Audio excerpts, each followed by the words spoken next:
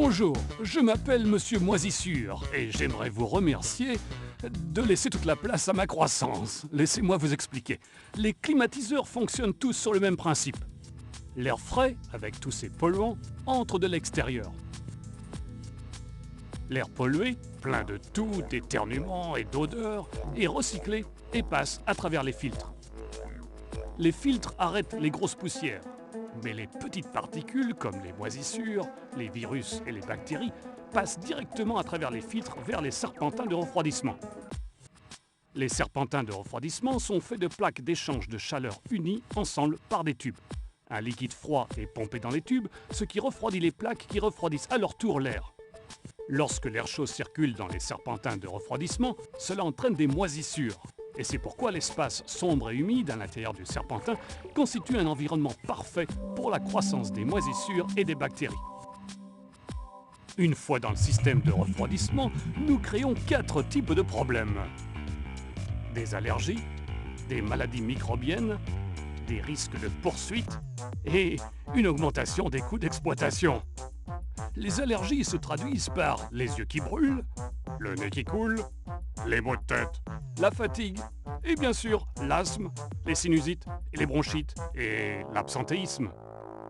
Les maladies en suspension dans l'air vont de la grippe au rhume commun en passant par le SRAS, la varicelle, sans oublier la pneumonie bactérienne, la tuberculose et la légionellose. Les avocats s'occupent maintenant des poursuites liées aux problèmes de moisissure comme autrefois avec l'amiante. L'augmentation des coûts d'exploitation vient des moisissures qui recouvrent et bloquent l'espace entre les plaques d'échange de chaleur, ce qui nécessite un nettoyage régulier et une augmentation des coûts d'énergie. Ah! Même si vous dépensez davantage pour nettoyer régulièrement les serpentins, l'intérieur n'est pas nettoyé et les moisissures, tout comme les bactéries, ne tardent pas à s'y reproduire. La bonne nouvelle, à moins d'être une moisissure, c'est que Sterilair a développé de nouveaux émetteurs d'UV très efficaces et ont fait breveter leur positionnement d'un côté ou l'autre du serpentin. Ces émetteurs tuent et suppriment les moisissures et les bactéries qui croissent dans le serpentin, laissant propre tant le serpentin que le drain. Les émetteurs de Sterilair suppriment aussi jusqu'à 99% des bactéries et des virus transportés par l'air qui revient. Faute de nourriture dans l'air, les moisissures des ventilations meurent. Les gens se sentent mieux et sont beaucoup plus productifs.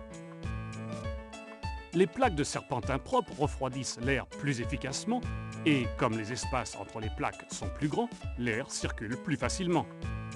Les propriétaires du bâtiment bénéficient jusqu'à 20% de réduction des coûts énergétiques et économisent aussi sur les frais d'entretien et de nettoyage.